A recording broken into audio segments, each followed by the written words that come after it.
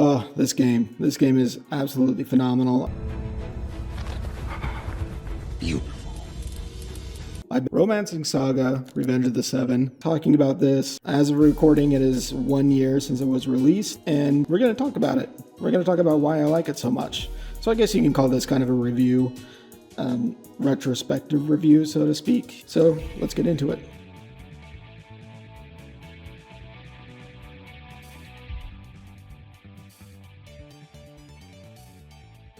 Now, I like to do my reviews with covering specific areas. The most important thing I see is the gameplay, next is the story, and then we talk about aesthetics, the music, and then I try and sum things up as much as I can. So as far as the gameplay goes, Romancing SaGa, Revenge of the Seven, it's a remake. Honestly, I think this is one of the best tune-ups I've ever seen of a video game. It's perfect. Look at it. It's fantastic. They literally rebuilt everything and did it in such a incredible way.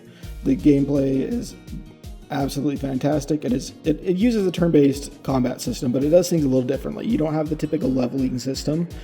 It uses a glimmer system in that every time you use a weapon, sometimes the weapon levels will go up. Obviously, it's like experience points for the weapons that you use.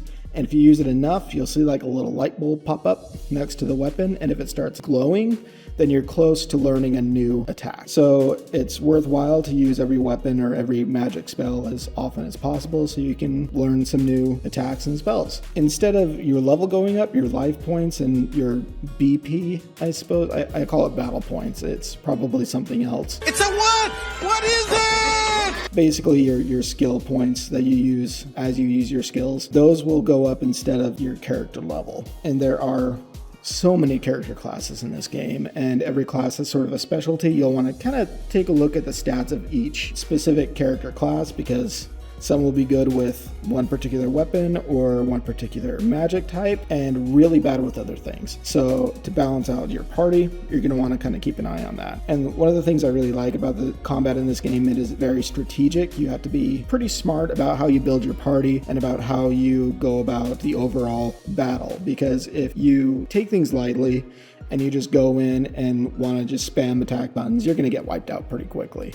Whereas if you actually take some time and engage in the battles with strategy in mind, you already have a party built with different magic types and different attack types and different weapon types, different classes involved. You're going to be able to sweep enemies left and right.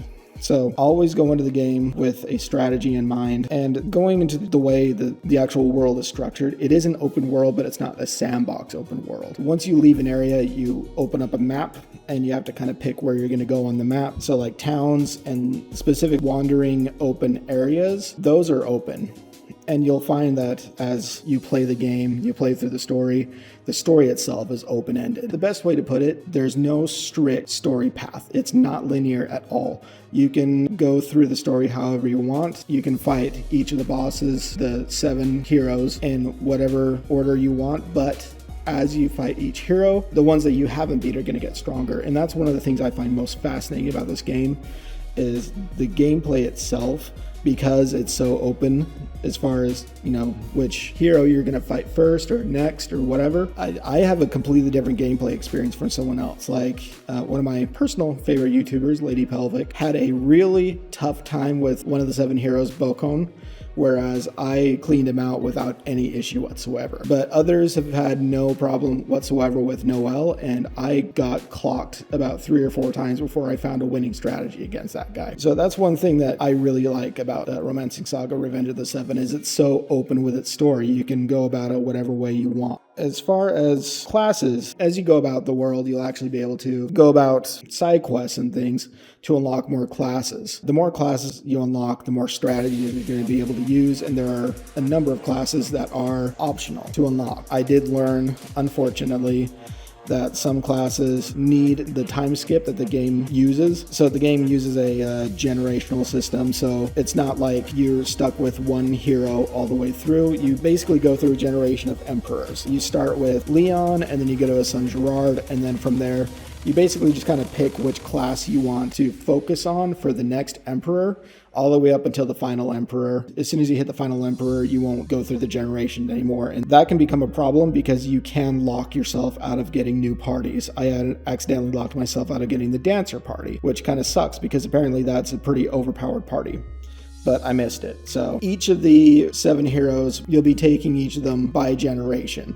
So you're not purging them in one fell swoop. It takes like 1,000 years to go through all of the 7 heroes until you become the final emperor and you take on the big bad. So with that being said, because you need to be focusing on building a strategy, you're going to be changing your retinue, which is your team, pretty consistently, and depending on your own personal strategy. I really like having an archer. I really like having a spellcaster, specifically with fire and wind, and another spellcaster with water and light, and I also always have an attacker. My final emperor was definitely heavily on the attacker side. With that being said, everybody's strategy is going to be a little bit different.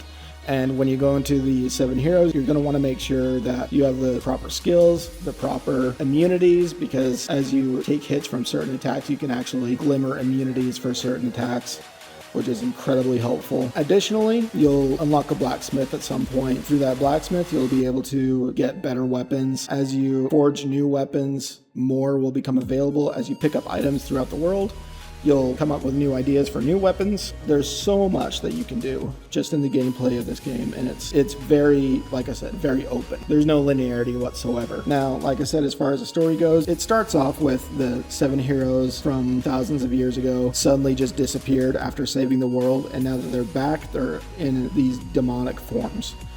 And your job basically is to stop them from attacking everyone. Some of them have taken over specific areas, and your job is basically to go and liberate that area from one of the 7 heroes. One of the nice things about the story really is that it's not in your face. You can take it at whatever pace you want. You can also avoid the story altogether. You can find these little systems that will bring up a cutscene of what happened with the 7 heroes. For me, it was very engaging because it showed a story I wasn't expecting of how the 7 heroes became what they became, and have so much resentment for the world now, which I thought was incredible, very well written. I didn't see any of it coming, and honestly, it kind of made them a little more human, as well as, you know, I suppose you can call them sympathetic villains because of what happened. Can't sympathize with their actions, but you can sympathize with why they became what they did. Every single town that you go to in the world has a little bit of a story. And like I said, if the story beats you can ignore and just enjoy the game if you want. But I personally recommend just enjoy the story. It is actually very, very good. Now, moving on to how the game looks, I think it is beautiful. I love the art style they used for this game, and going back from like Pixel, which is a little bit before my time, I started really getting into video games in the 3D era, specifically the Nintendo 64. That was the first console that I really dedicated a lot of time to. This is probably one of the best updates of a pixel-based game I've ever seen. Now, one thing I really like about this game is the music. It's not the best I've ever heard, but it creates a nice atmosphere.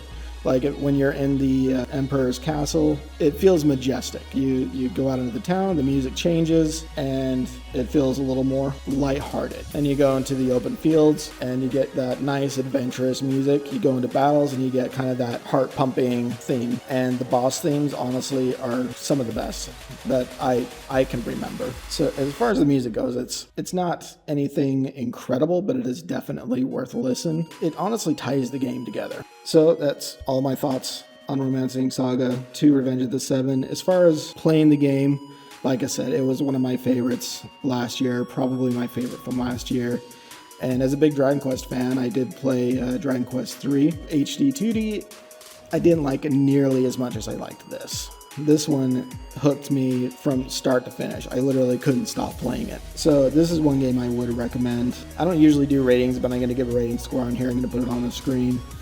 And at some point, you're probably going to notice that I have a specific rating system that is probably going to be an overall theme as we go forward. So, hey, I hope you enjoyed the video. Make sure you like, subscribe, make sure you comment, because I do respond to comments, the good ones at least, and we'll make a follow-up video with those responses.